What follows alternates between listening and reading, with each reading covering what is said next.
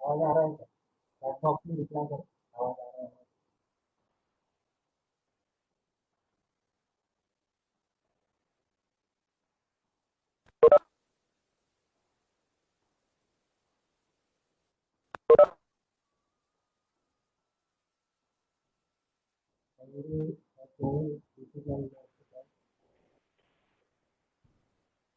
आवाज आ रहा है?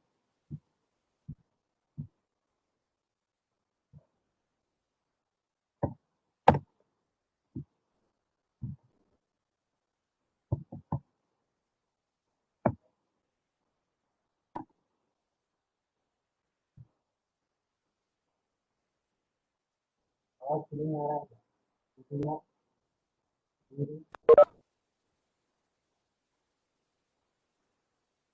पासवर्ड यूज कर लेते हैं, कुछ लोग ज्वाइन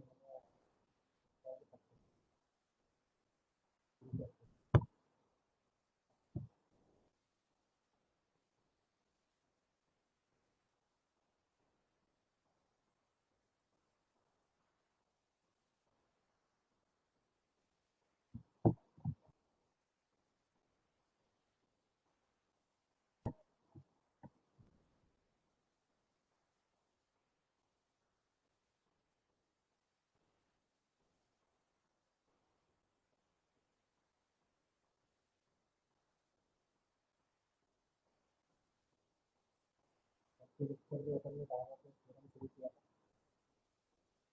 आज मैं वो डायरेक्ट थ्योरम फिर से एक बार रिवाइज करता हूँ और इसके ऊपर फिर न्यूमेरिकल अपन आगे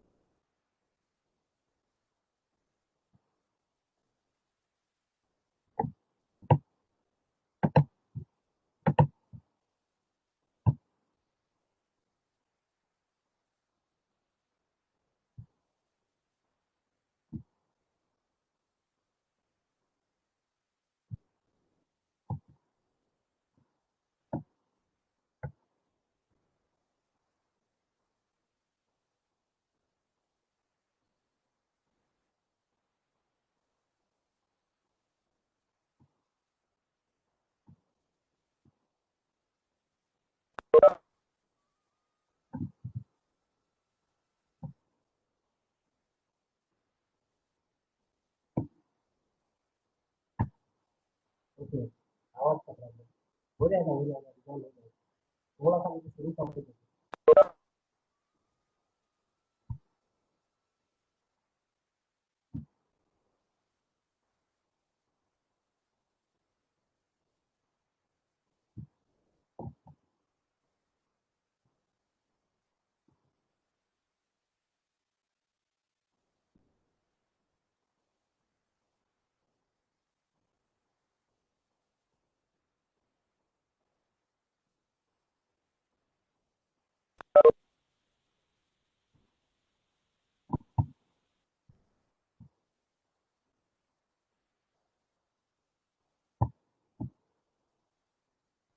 क्लियर करने से जल्दी साथ पार्टिसिपेंट जाएंगे तो आगे अपन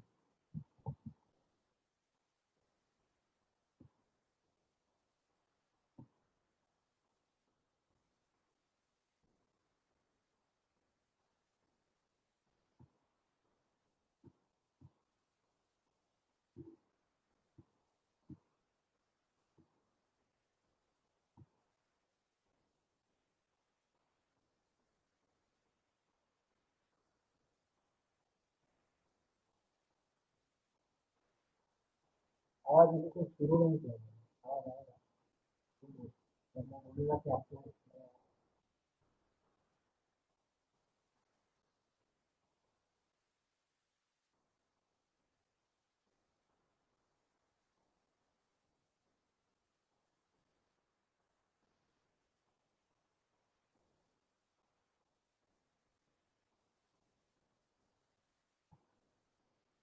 तो ठीक है, चालू कर दीजिए। ठीक है, तो अगर कुछ प्रॉब्लम है तो आप चैट बॉक्स में भी मैसेज डाल सकते हैं, अभी चैट बॉक्स पे मैसेज करें, आपको कुछ भी प्रॉब्लम हो तो आप मुझे बता सकते हैं। ठीक है, ठीक है, अभी देखते हैं कैसा होता है। ठीक है, सबसे पहले एक्शन के अपन ने बहुत सारे रिलेशन देखे थे, लास्ट पार्ट अपन ने एक्शन देखा था that is dynamic. what I have told you about the dialogue discussion and extending history that it is one of the considered question in your paper. Either you can see that there will be a question on divergence theorem, or else you can see that there will be a numerical based on divergence theorem, or else you can see that there will be a question on Stokes theorem. या तो Stokes का theorem prove करने के लिए आएगा या तो divergence का थ्योरम प्रूव करने के लिए, ये दोनों जो थ्योरम है ये आपके एक्चुअल में प्रिपेयर होने चाहिए। ठीक है, तो कल मैंने डायवर्जेंस थ्योरम पढ़ाया था, फिर भी आप लोगों ने पढ़ा होगा ऐसा मैं एक्सपेक्ट करता हूँ। अगर कुछ थोड़ा बहुत डाउट होगा तो मैं इसको डिवाइड करके क्लियर कर देता हूँ, फिर अपन इसको रिवील करके देखेंगे। तो what I have told you about the divergence, divergence का मैथमेटिकल मतलब होता है चेंज। जैसे अपन चेंज मैथमेटिक्स में अगर वेरिएबल के ऊपर का अपन चेंज निकालते हैं तो उसके लिए जो टूल इस्तेमाल करते हैं, टूल का नाम है derivative. When we are calculating the change over the variable, we are using the term derivative in mathematics. But when you are talking about electromagnetic field, in electromagnetic field, the changes are calculated on the basis of जो चीज mathematics में derivative का काम करती है या derivative का काम मैथमेटिक्स में करता है, डाइवर्जेंस का काम इलेक्ट्रोमैग्नेटिक फील्ड में। फील्ड इलेक्ट्रोमैग्नेटिक फील्ड में अगर आप किसी पर्टिकुलर एरिया को लेते हैं या पर्टिकुलर फील्ड को लेते हैं, उसके अंदर आप किसी फील्ड को मेजर करते हैं और उसमें से बाहर जाने वाली फील्ड को आप अगर मेजर करते हैं तो उसके अंदर आने वाला चेंज मतलब होता है डायवर्जेंस। उदाहरण एग्जाम्पल समझाया था जो हमने शॉर्ट में समझा था कि आप अगर समझ लो किसी रूम में रहते हैं, ठीक है, उस रूम में कुछ हवा आ रही है, so for a minute you can consider that the air coming into that room is a field entering into the air. Okay, after that what will happen is that उस रूम से जितने भी Windows है वहाँ से air बाहर जाए, तो अपना तो सीधा बोलना रहेगा कि जितनी अमाउंट ऑफ एयर आपके रूम के अंदर आ रही है उतनी अमाउंट ऑफ एयर रूम के बाहर जानी चाहिए। The amount of air going inside the room must be equal to amount of air leaving outside. तो यही अगर इतनी की उतनी आती है तो अपन बोलेंगे चेंज कितना है, जीरो। मतलब इलेक्ट्रोमैग्नेटिक फील्ड के लैंग्वेज में बोलेंगे तो डाइवर्जेंस जीरो। पर मान के चलो मैं आपकी रूम में समझ को 10 अमाउंट ऑफ एयर आ गई और रूम के बाहर 15 एयर चली गई, क्यों तो रूम के अंदर में कम की हवा उसमें आ गई, तो वहाँ पे चेंज जो आएगा वो पॉजिटिव आएगा, डाइवर्जेंस भी पॉजिटिव। अगर मान के चलो 10 अमाउंट ऑफ एयर आपकी रूम में आई और उसमें से बाहर 5 ही गई और 5 एयर आपकी रूम में छोटा सा होल है उसमें जो और पास हो, तो इसका मतलब आपका जो डाइवर्जेंस आएगा वो क्या आएगा, लेकिन आपने बिजली 10 होती है 5 का बदलने में भी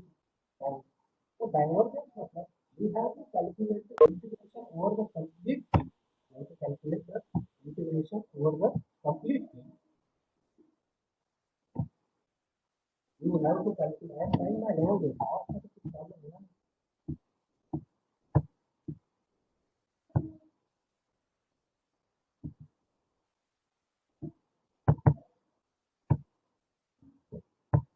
अभी देखो कैसा आ रहा है, तो you have to calculate the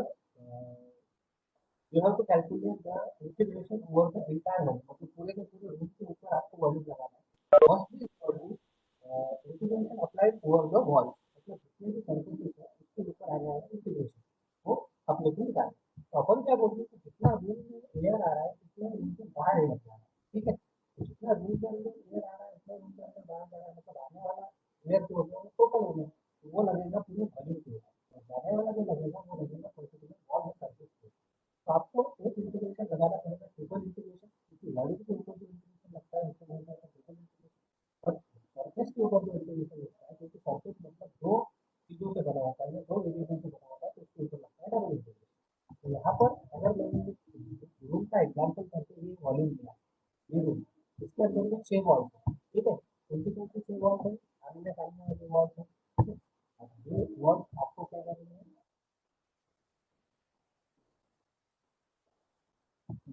आमने सामने वाली आपकी वॉल्स है, एक वॉल दो वॉल, ठीक है, एक वॉल दो वॉल, यहाँ पर आपको ये first wall, second wall, third wall, fourth wall, नीचे का फिफ्थ वॉल और ऊपर का सिक्स्थ वॉल। आप जिस भी रूम में बैठे वहाँ पर टोटल 6 वॉल है, तो आपको 6 बार डबल इंटीग्रेट करना है। पहली वॉल को अपन बोलते हैं x इक्वल टू 0, दूसरी वॉल को बोलते हैं x इक्वल टू 2, तीसरी वॉल को अपन बोलते हैं y इक्वल टू 0, चौथी वॉल को अपन बोलते हैं y इक्वल टू, बाकी वॉल्यूम को अपन बोलते हैं z इज इक्वल टू 0 और छठी वॉल्यूम को अपन बोलते हैं जीरो इज इक्वल टू 0 का मतलब इसमें स्टार्टिंग पॉइंट ऑफ होगा, मतलब दो में से ये कोई भी है, और इज इक्वल टू 0 का मतलब आखिरी, ठीक है। x इज इक्वल टू 0 का मतलब x डायरेक्शन में ये पहली वॉल है, और x इज इक्वल टू 0 का मतलब x डायरेक्शन में दूसरी वॉल। तो छह डबल इंटीग्रेशन कैसे लगेंगे, x is equal to 0 a bar dx bar, x is equal to a bar dx bar हो गए दो, y is equal to 0 a bar dx bar, y is equal to a bar dx bar हो गए चार, z is equal to 0 a bar dx bar, z is equal to 0 a bar dx, ठीक है। तो हो गए total 6 circle integration is equal to triple integration और volume integration of, इसके ऊपर लगाया हमने ये बात del bar dot A bar is equal to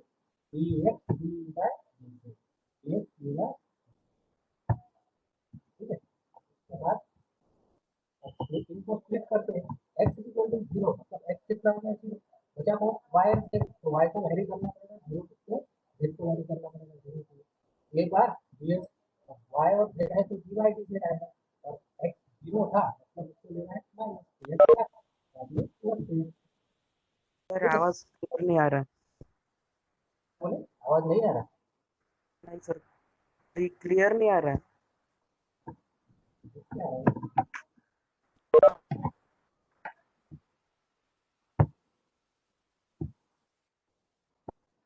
इसका मतलब,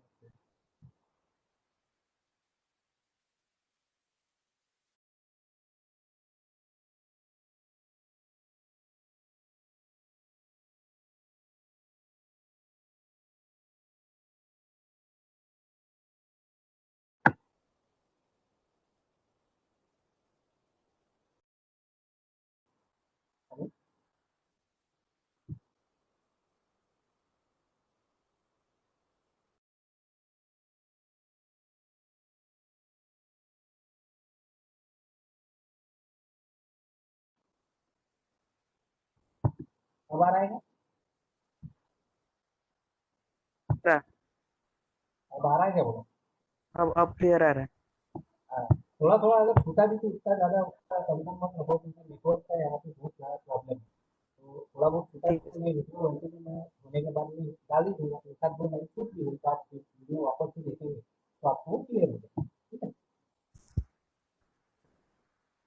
तो मैं आता हूँ उसके ऊपर डबल इंटीग्रेशन लगा रहे थे अपन, डबल इंटीग्रेशन काय के ऊपर लगा रहे थे अपन, एक्स इज इक्वल टू 0 पे, तो एक्स इज इक्वल टू 0 पे में एक्स तो हो गया, फिर अपन आया तो वाई एक्स है, तो वाई 0 से नहीं होगा, जेड 0 से नहीं होगा, ए बार और dx बार से लगाएंगे, क्योंकि y और z है तो dy dz, और x 0 का मतलब पहला है, तो पहले माइनस x क्या बाद में प्लस है, पहले माइनस होगा क्या बाद में प्लस होगा, पहले माइनस x क्या बाद में प्लस होगा, ऐसे ही फिक्स रहेगा। अगर y 0 हो गया तो x equal to 0 to a, z equal to 0 to, अगर z 0 हो गया तो x equal to 0 to a, y equal to 0, अगर y की वैल्यू a हो, x की वैल्यू a हो गई तो y का वैल्यू 0 से a, मतलब जो भी वैल्यू कांस्टेंट हो जाएगी उसको छोड़ के बाकी वैल्यू की इंफॉर्मेशन आपको लिखनी, ये था अपना डायरेक्टर, ठीक है। इसके ऊपर इसको और अच्छे से समझने के लिए हम क्या करते हैं, इसका न्यूमेरिकल, ठीक है। सबसे पहला जो न्यूमेरिकल है डायमेंशनल थ्योरम के ऊपर वो है कार्टेशियन कोऑर्डिनेट सिस्टम। तीन न्यूमेरिकल में आज देने वाला हूँ, तीनों तीन अलग अलग कोऑर्डिनेट सिस्टम के न्यूमेरिकल है, you have to understand each numerical according to that coordinate system, और आपको डाइवर्जेंस के फॉर्मूले तीनों उसके पता होने चाहिए, ठीक है। अगर नहीं पता होगा तो आपके नोट में फॉर्मूले पहले पेज के ऊपर लिख लेने हैं, उसको अच्छे से याद करके रखेंगे, न्यूमेरिकल में डायरेक्ट फॉर्मूला डालना है आंसर निकालना, ठीक है। तो इस क्वेश्चन को समझते हैं और इसी के साथ अपन डाइवर्जेंस थ्योरम का एप्लीकेशन भी समझते हैं कि उसको अप्लाई कैसे करें, ठीक है। क्वेश्चन है evaluate both sides of divergence theorem, evaluate both sides of divergence theorem for the field d bar is equal to 2xy ax cap and x square dy cap in the rectangular parallelogram formed by the plane x is equal to 0 to 2, y is equal to 0 to, x is equal to 0 to 1, y is equal to 0 to 2 and z is equal to 0 to 3, 0 to 0 comma 0 to 0 to 2, ठीक है। तो आपको एक ऐसा पैरेललोपाइड का मतलब होता है एक वॉल्यूम एक रूम, तो आपको एक ऐसा वॉल्यूम लेना है जिसमें उस वेक्टर का वैल्यू है डी बार, उस वॉल्यूम का नाम है डी बार, जिसका फंक्शन है 2xy ax कैप एंड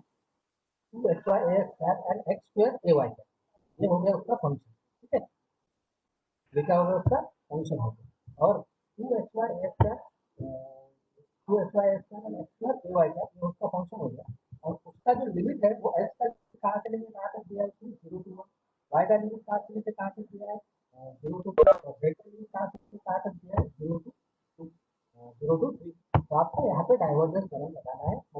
बोला कि दोनों साइड डाइवर्जेंस थ्योरम है।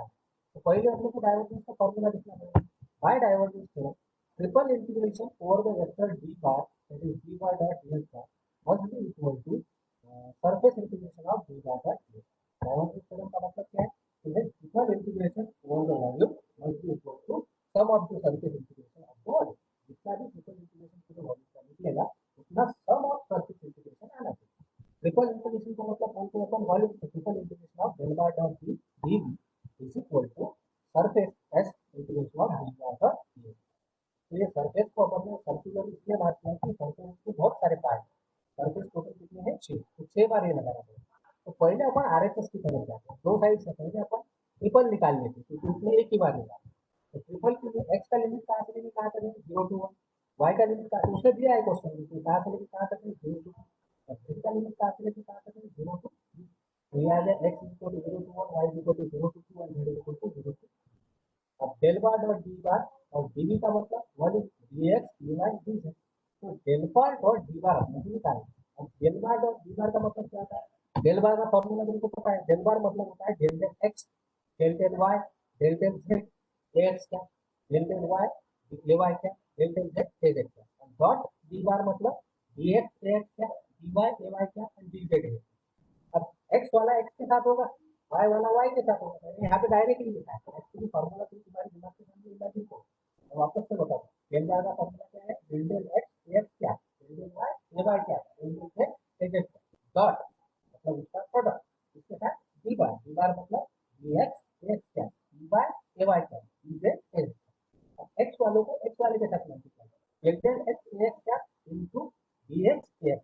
एक्स क्या तो एक्स क्या हो गया वापस आ जाए एक्स इंटू एक्स कितना आता है 1, डॉट प्रोडक्ट में सेम अगर रहा तो 1, अपोजिट रहा तो 0, एक्स एक्स 1 y 1 और ये z तो बचेगा क्या del del X dx del del y dy और डेल डेल z। अब क्वेश्चन आएगा कि सर dx dy dz क्या है? dx मतलब d का x वाला है, dy मतलब d का y वाला है। d बार कितना है 2xy x क्या x स्क्वायर ay का, तो dx कितना हो गया 2xy, x वाला हिस्सा कितना हो गया 2xy क्योंकि ये x से जुड़ा और y वाला हिस्सा कितना हो गया x स्क्वायर, तो ये x स्क्वायर y z में तो कोई है नहीं, यहाँ पर z आ जाएगा 2, तो डेल्टा x dx की जगह आएगा 2xy और y की जगह आएगा x स्क्वायर और z की जगह आएगा 2। तो अगर अपन 2xy का derivative with respect to x लेते हैं तो 2y हो जाएगा constant, with x derivative with respect to x कितना आता है 1, तो 2y into 1 2y। अब x स्क्वायर का derivative with respect to y लेंगे तो बचेगा तो ये कांस्टेंट है x स्क्वायर, तो इसका आंसर कितना आएगा 0। अब 0 का डेरिवेटिव 0 तो आंसर कितना आएगा 2y। तो ये जो पूरा डेल y डॉट dy है इसका आंसर कितना आया 2y। डाल देंगे फॉर्मूले में अपने RHS x is equal to 0 to 1, y is equal to 0 to 2, z is equal to 0 to 3, 2y dx dy dz। तो 2y dx dy dz में 2 को हम साथ में उसको निकाल लेंगे बाहर, बचा को y dx dy dz। तो x को x के साथ, y को y के साथ और z को z के साथ। x के लिए तो कोई नहीं है, सिर्फ dx है, इंटीग्रेशन ऑफ dx है, इंटीग्रेशन और डेरिवेटिव इंटीग्रेशन कैंसिल कर देंगे, बचेगा कौन x, लिमिट आएगा 0 to 1। y का इंटीग्रेशन क्या आएगा, जैसे डेरिवेटिव आता है x square equal to 2x, तो इंटीग्रेशन क्या आता है y raise to the power कितना है 1, तो उसमें प्लस 1 डिवाइडेड बाय जो भी वैल्यू बनाएगा, तो y का इंटीग्रेशन आएगा y स्क्वायर बाय 2 लिमिट 0। अगर y स्क्वायर होता था तो कितना आ जाएगा y cube by 3, y cube होता तो y रखना मतलब एक से पावर ऊपर एक से पावर नीचे, ठीक है। यदि y का इंटीग्रेशन आएगा y स्क्वायर बाय 2 0 to 2 और z का क्या है, तो z का इंटीग्रेशन आएगा z 0 to 2 वैल्यू डाल दो। 1 अगर रहेगा 1 माइनस 0 1, तो 2 into 1 minus 0 1, यहाँ पे 2 डाल दिया तो 2 स्क्वायर, 2 स्क्वायर मतलब 4, 4 by 2 is 2, 2 into 2 4 into 3 equal to 4। Solve करने के बाद अपने को आंसर कितना मिलेगा 12। तो आरएचएस को सॉल्व करने के बाद अपने को आंसर मिला है 12। अब ऐसे ही अपने को क्या करना है, एलएचएस निकालना है और प्रूव करना है कि एलएचएस की कितनी आएगी 12। और आरएचएस का मतलब एक ही था, ये वेरिएबल देखिए फॉर्मूला को बता दें। आरएचएस का मतलब ये वाला कितना था, सिर्फ एक ही था, एलएचएस मतलब सरफेस है, इसमें टोटल 6 है, तो एक एक सरफेस को अपन लेते हैं, एक एक सरफेस को अपन लेते हैं। पहला सरफेस अपन लेते हैं x इक्वल टू 0 के, दूसरा लेते हैं अपन x इक्वल टू 1 के लिए, तीसरा लेते हैं y इक्वल टू 0 के लिए, चौथा लेते हैं y इक्वल टू 2 के लिए। लिमिट किसने दिए हैं, रिलेशन में दिए हैं। पांचवा लेते हैं z इक्वल टू 0 के लिए और छठवां लेते हैं z इक्वल टू 3। ठीक है, तो अगर मैंने यहाँ पे पहले ले लिया x इक्वल टू जीरो, तो x इक्वल टू जीरो का मतलब x जीरो होगा, तो बचा कौन y और z, y का लिमिट क्या है 0 टू 2, z का लिमिट क्या है 0 टू 3। ई बार मैंने पहले बोला अगर पहला रहा तो माइनस के एक्स क्या, दूसरा रहा तो प्लस के एक्स, पहला रहा तो माइनस ए वाई क्या, दूसरा रहा तो प्लस, ये किसके लिए निकाल रहे हैं अपन, एक्स के लिए आएगा माइनस एक्स क्या डिवाइड ये डी बार, डी बार का वैल्यू क्या है होती है न्यूमेरिकल में, डी बार मतलब 2x क्या एक्स के लिए, अब एक्स का मल्टीप्लिकेशन किससे आ जाएगा एक्स के साथ, ए वाई इंटू एक्स कितना और 0, तो वो निकालने की जरूरत नहीं, तो 2xy एक्स क्या इंटू माइनस एक्स क्या, माइनस बाहर आ जाएगा एक्स इंटू एक्स 1, तो बचेगा कितना 2xy डी जेड, 2 बाहर निकलेगा एक्स और Y D Y D Z, X तो कांस्टेंट है इसका तो इंटीग्रेशन निकल नहीं सकता, तो एक्स की वैल्यू कितनी है 0, अगर मैंने यहाँ एक्स डाल दिया 0 तो आंसर कितना हो जाएगा 0, पहला डबल इंटीग्रेशन कितना निकला 0, वैसे ही अपन दूसरा निकाल दिया, पहला निकाला एक्स इक्वल टू 0 पे, दूसरा 1 पे निकाल दिया, तो 1 को निकालने जाएंगे तो इंटीग्रेशन तो सेम आएगा, सिर्फ यहाँ पे एक्स की जगह जैसे यहाँ पे 2xy D Y D Z था, तो एक्स की जगह 0 आने से 0 यहाँ पे 1 आएगा, अब बचेगा डी वाई y का इंटीग्रेशन आएगा y स्क्वायर बाय 2 और z का इंटीग्रेशन आएगा और dz का इंटीग्रेशन आएगा same into 0 to y square में 2 का वैल्यू डाल के 2 इनटू 2 इनटू 2 आंसर आ जाएगा square। फिर आ जाएंगे अपन तीसरे इंटीग्रेशन के ऊपर, अब x के इंटीग्रेशन हो गए, अब बारी है y की, y 0 है तो यहाँ पे पहले आएगा माइनस y 2xy x क्या x की जगह, अब y का मल्टीप्लिकेशन किसके साथ होगा y के साथ, तो ay इंटू ay 1 और x स्क्वायर और ऐसा करेंगे एक्स स्क्वायर में एक्स स्क्वायर का इंटीग्रेशन क्या आता है एक्स क्यूब बाई डिवाइडेड अपने 1 बाई 3 इंटू आंसर आ रहा है माइनस, ठीक है। अब क्या करें अपन चौथे लेगा y equal to 2 y equal to 2 से 2 1 और 2 2, ठीक है, तो 2 x क्या प्लस 2 y क्या, अब यहाँ पे माइनस ए वाई लिया था तो अब दूसरी बार क्या आएगा प्लस ए वाई, ये लीजिए एक्स स्क्वायर ये 2 है तो x cube by 3 2 2 1 by 10 into 3 plus 1, ठीक है, तो अपना देखो चारों पांचवा तो डायरेक्टली 0 में आएगा क्योंकि z इक्वल टू 0, मतलब यहाँ पे z है ही, तो आंसर इसका डेरिवेटिव में आएगा तो अब छठवां भी 0 आएगा क्योंकि z इक्वल टू 0 है, तो यहाँ पे z है ही, इंटीग्रेशन अगर विथ रिस्पेक्ट टू x और y निकालने जाए तो आंसर कितना आएगा, क्योंकि यहाँ पे देखो ये 0 क्यों आया नहीं समझाया तो मैं वापस बता दूँ, z को अगर आप अंदर लेते हैं तो z का मल्टीप्लिकेशन x के साथ भी होगा तो आंसर कितना आएगा 0, क्योंकि अपोजिट है और ए वाई का मल्टीप्लिकेशन हुआ तो 0, तो 0 प्लस 0 कितना आएगा, ये दोनों 0 आ गए, तो अपने टोटल 6 डबल इंटीग्रेशन कितने आए थे, टोटल 6 इंटीग्रेशन आए थे, पहला इंटीग्रेशन अपना आया था 0 दूसरा माइनस 1 चौथा 1 पांचवा 12 माइनस 1 प्लस 1 0, माइनस 1 कैंसिल हो जाएगा बचेगा कितना 12, तो LHS equal to RHS theorem क्या आ जाएगा,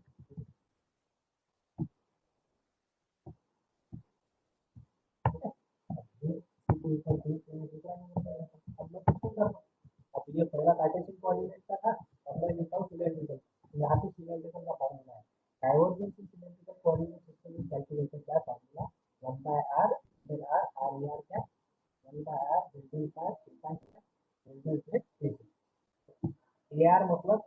ए का r कंपोनेंट, ए फाई मतलब ए का फाई कंपोनेंट और z मतलब ए का z कंपोनेंट, अब इसी को हम अपन न्यूमेरिकल लेते हैं डायरेक्टली इसको समझते हैं, ठीक है, तो given that a bar is equal to 5r3 by 4 AR क्या is the cylindrical coordinate, evaluate both sides of diagonal curve, फिर से वापस से दोनों साइड निकालेंगे for the volume enclosed by r is equal to 1 to 2 z is equal to 0 to 10 और 5 को दिया है, अगर 5 तो 5 क्या है एंगल, मैंने पहले बताया तुमको जब सिलेंड्रिकल कोऑर्डिनेट सिस्टम पढ़ाया, तो एंगल कितना हो सकता है सिलेंड्रिकल में 0 to 360 मतलब 0 to 2 तक, यहाँ पे r का वैल्यू होगा 1 to 2 पाई होगा 0 to 2 पाई क्योंकि इसमें रह गया और z हो गया 0 to 10, इसके अपन रिलेशन को सॉल्व करते हैं, तो पहले लगाना पड़ेगा डायगोनल थ्योरम का solve, by diagonal theorem surface integration of a bar क्योंकि वेक्टर ए बार है पिछली बार डी बार को दिया था vector D bar, A bar dot D is equal to volume integration of del bar dot A bar dot D, तो पहले ये निकाल लेते हैं राइट हैंड साइड, तो r is equal to 1 to 2 pi is equal to 0 to 2 pi z is equal to 0 to 10 del bar dot A bar r d phi dt, ठीक है, dv का फॉर्मूला क्या है r d phi dt, ठीक है, तो अब अपने को लगेगा कि इसको सॉल्व करने के लिए डेल बार डॉट ए बार, तो डेल बार डॉट ए बार निकालने के लिए ये फॉर्मूला इस्तेमाल होगा, तो फॉर्मूला क्या है 1 by r delta r r क्या one by R division five five क्या one by R sorry division है ना अपने पास एफा है ना अपने पास ए है, सिर्फ अपने पास कंपोनेंट किसका है ए आर का, और वो वैल्यू कितनी है 5 आर क्यूब बाय 4, वही डाल देते 1 by R divided R of 5 R cube by 4, 5 by 4 निकल जाएगा बाहर, और आर क्यूब का डेरिवेटिव क्या निकलता है, आर क्यूब का डेरिवेटिव निकलता है 3 आर क्यूब का डेरिवेटिव आता है 3 आर स्क्वायर, इसको सॉल्व करने के बाद आर रेस्ट टू ये इसमें गलत लिखा है क्वेश्चन, अगर अपन डेल्टा आर निकाल रहे हैं डेल्टा आर डेल्टा आर यहाँ पर आर क्या था, आर इंटू आर क्यूब कितना होता है आर रेस्ट टू पावर 4, और आर रेस्ट टू पावर 4 का डेरिवेटिव क्या आता है 4 आर क्यूब और नीचे का 4 आर ये रेस्ट बचेगा फिर आर क्यूब, तो डेल्टा का निकाल का वैल्यू कितना आएगा आर क्यूब, यहाँ पे अपने को डालना पड़ेगा इसकी जगह पे आर 5 आर क्यूब, ये डाल दिया हमने 5 आर क्यूब 5 कांस्टेंट, हम ले लो इंटीग्रेशन, पहला integration with respect to R है R 1 to 2 5 0 to 2 5 z 0 to 10, तो आर क्यूब का वैल्यू कितना आएगा R to power 4 by 4 0 to 1 to 2 5 0 to 2 5 z 0 to 10, solve करने के बाद अपने को मिलेगा 5 into 4 minus 1 by 4 into 2 5 into 10, solve करने के बाद अपने को मिलता है 275। अब अपने को लेना है इसी तरीके से सरफेस, सरफेस कितना है टोटल 6 कौन कौन से at r is equal to 1 at r is equal to 2 at y is equal to 0 at y is equal to 2 at z is equal to 0 at z is equal to 10, पहले लेते हैं r is equal to 1, पहला है मतलब minus R का r is equal to 1 minus R का इनका divide r और उसका डिवाइड डाल दो, ये r r कितना हो गया r रेज़ टू पावर 4, और यह 4 कांस्टेंट ये लेंगे बाहर क्योंकि r की वैल्यू में 1 पुट की 1 रेज़ टू पावर 4 कितना आता है 1, तो ये कितना आएगा 5 टू का सॉल्व करने के बाद integration of 5 to pi into 10 2 pi into सबसे सॉल्व करके मिल जाएगा -5 फिर जाएगा तो आगे कितना चेंज क्या आएगा सेम नहीं है फिर प्लस माइनस यहाँ क्या कर देगा फिर सीधा प्लस में सॉल्व करने के बाद आएगा 400 का, फिर जाके बाकी प्रोडक्ट निकालने के लिए सॉल्व करने के बाद 400 का आया फिर आर रेस्ट की पावर 4 में आर की जगह अपन कितना पुट करेंगे 2,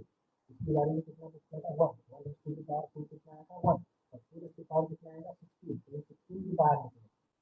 तो यहाँ पर आएगा 5 by 4 into 16 that is 5 into 4 is 20 into 10 200 और 2 का मतलब 200 का आ गया अपना आंसर। बाकी दोनों जगह पे अपने को आंसर दिया है क्योंकि अपना रिलेशन कौन सा दिया है इसके बारे में देखने का ठीक है ये पहले भी दिया था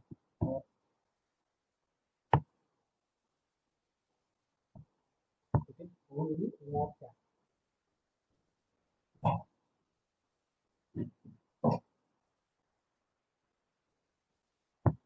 ठीक है यहाँ पर यार क्या दिया था, यहाँ पे यार क्या के लिए अपनी क्या निकालना है एयर कैप एयर कैप तो एयर कैप अगर दिया हुआ है तो उसके ऊपर अपने क्या करना पड़ेगा ये सब काफी पाए और जेड का वैल्यू क्या आ जाएगा पाए और जेड का वैल्यू अगर 0 आ गया तो यहाँ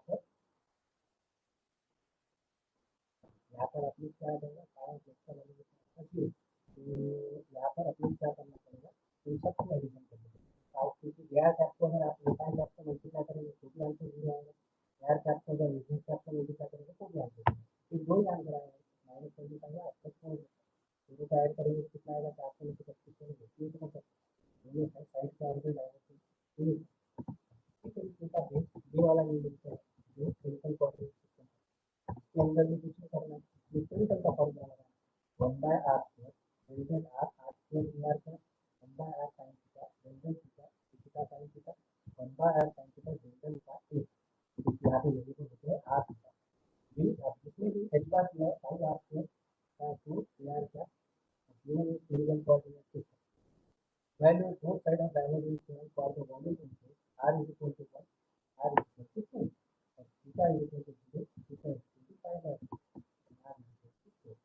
According to the diagonal theorem, our integration of h bar dot ds bar is equal to triple integration of del bar dot h bar is equal to t. पहले ट्रिपल निकालना पड़ेगा r दिया तो theta को solve करना पड़ेगा, solve करने के बाद यहाँ पे आंसर आता है 75 और दूसरा निकालना पड़ेगा आज की बात है न्यूमेरिकल आप फैक्टर न्यूमेरिकली सिंपल तो फॉर्मूला डालिए आपको पढ़ना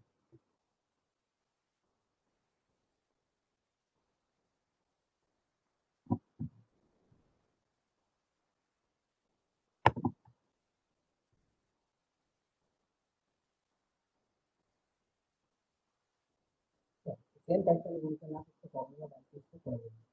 मैं स्ट्रोक्स में शुरू करता हूँ स्ट्रोक्स में अपन अगले लेक्चर में इस लेक्चर में मैं कुछ न्यूमेरिकल जो पेपर के अंदर में पूछे गए थे वही न्यूमेरिकल वो न्यूमेरिकल अपन देख लेते हैं ये वाले न्यूमेरिकल जो तीनों कोऑर्डिनेट सिस्टम के बेस न्यूमेरिकल बहुत आसान न्यूमेरिकल है ठीक है तो पहला न्यूमेरिकल मैं आपको बताया find the volume include by the coordinate system rho from 4 to 6 5 from 30 degree to 60 degree and head from 2 to 5 also find what is the unit length of longest line lies entirely बहुत simple है सबसे पहले आपको दो चीजें निकालना है एक निकालना है वॉल्यूम इंक्लूड और दूसरा निकालना है length of longest volume include में क्या आना वॉल्यूम मतलब आपको सिर्फ वॉल्यूम का पता लगाना वॉल्यूम के तीन फॉर्मूले एक कार्टेशियन का एक सिलेंड्रिकल का और एक स्फेरिकल का कार्टेशियन में वॉल्यूम का फॉर्मूला है dv = dx dy सिलेंड्रिकल में है dv = rho d rho d phi dz और स्फेरिकल में है r square sin theta d dr d theta d ठीक है तो अब पहले अपन सिलेंड्रिकल में लगा देंगे dv = triple integration of rho d rho d phi पहला इंटीग्रेशन किसके लिए होता है रो के लिए दूसरा फाई के लिए तीसरा जेड के लिए रो के लिमिट क्या दी है 4 to 6 फाई के लिए 36 30 डिग्री to 60 डिग्री और जेड के लिए 2 to 5 और फार्मूला है rho d rho d phi rho d rho का integration with respect to d rho दिया तो रो स्क्वायर बाय 2 और उसका लिमिट कितना है 4 to 6 फाई तो अकेला है डी का डिवाइड इंटीग्रेशन फाई और डी का इंटीग्रेशन से उनके उनके लिमिट डाल दो तो सॉल्व करने के बाद 36 रो स्क्वायर मतलब 6 36 by 2 minus 16 by मतलब 18 minus 8 10 into 30 degree 30 डिग्री को अपन एंगल में कैसे लिख सकते हैं 5 by 6 10 into 3 मतलब 30 into 5 by सॉल्व करने में आसान है तो 5 5 हो गया इसको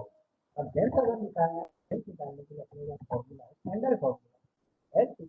under root of x2 minus x1 plus y2 minus y1 plus z2 minus z x के दो कोऑर्डिनेट निकालो y के दो कोऑर्डिनेट निकालो z के दो कोऑर्डिनेट और हायर कोऑर्डिनेट में से लोअर कोऑर्डिनेट को माइनस करके अब x का पहला कोऑर्डिनेट निकालने के लिए हमें कन्वर्जन फार्मूला पढ़ा है ये फार्मूला आपको पता है x = rho cos phi x1 = rho 1 cos 1 y1 = rho 1 sin 1 sin phi और z1 = x y z rho y z rho phi z z से z1 की वैल्यू कितनी है 2 रो 1 cos phi रो 1 मतलब रो का पहला वैल्यू कितना है 4 और दूसरा कितना है 6 रो 1 कितना आएगा 4 पहला एंगल cos 30 में सॉल्व करने के बाद वैल्यू फिर आपको x y को ये पुछते हैं अगर ये यूनिट का असली बात है अगर आपको यही चीज समझना दूसरे कोऑर्डिनेट सिस्टम के लिए मतलब कौन से स्फेरिकल तो फार्मूला होगा r थीटा phi यानी 230 r 30 degree to 115 degree theta 45 degree to 160 degree phi पहले अपने क्या करना पड़ेगा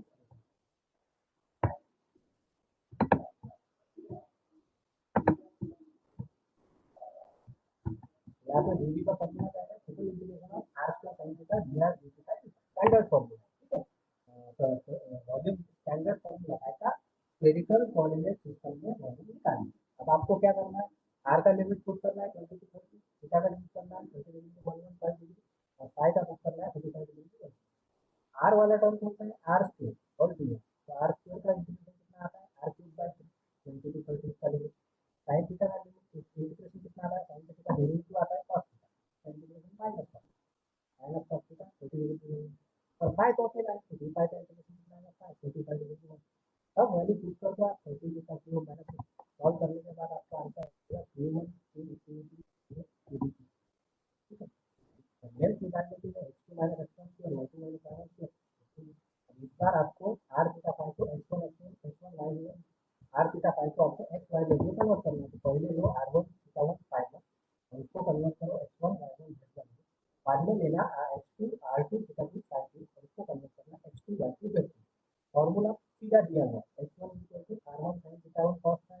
y1 r1 sin theta 1 sin phi और z r cos जहाँ पे वन है, जहाँ पे वन, जहाँ पे टू है, वहाँ पे टू, जहाँ पे उसकी वैल्यू निकाल के अंदर में डाल के आप लोग को क्या कर सकते हैं, कर सकते हैं। ठीक है, ये टेबल है, इसका आप याद रख लेना। इसमें एक्स का मल्टीप्लिकेशन अगर एक्स से किया तो आंसर वन आता है, ए वाई से किया तो जीरो आता है। ये टेबल समझाने के लिए इडेंटिकली अगर रो का मल्टीप्लिकेशन तो एक्स के साथ किया तो आंसर को आता है। याद रख पाए तो इसको रख लेना।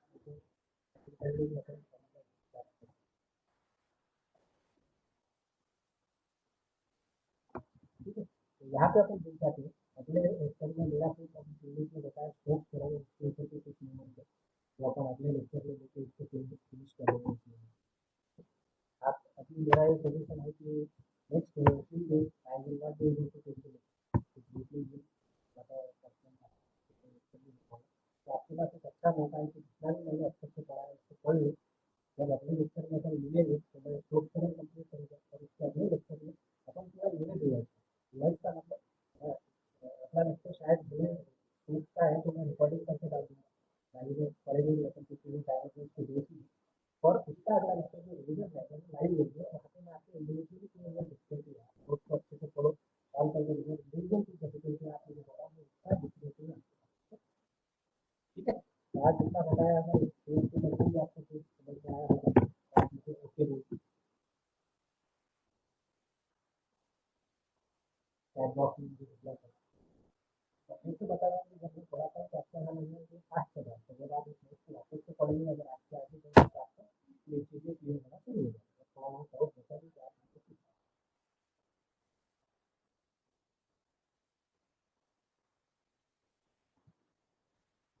अगर समझ में आया तो इसी बोल दो, चैट बॉक्स में रिप्लाई करके फिर मैं मीटिंग को अरेंज कर दूँ।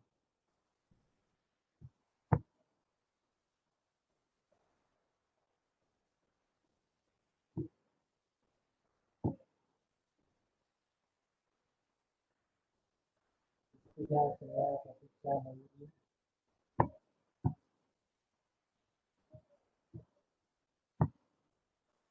और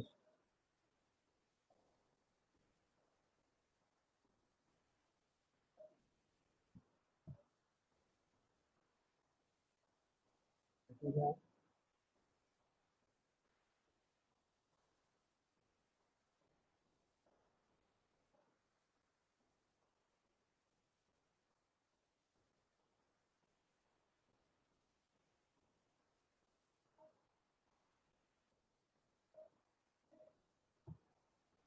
ठीक है ना, जिसको थोड़ा बहुत आवाज़ का प्रॉब्लम है, अगर लेक्चर अपलोड हो जाए तो फिर उसको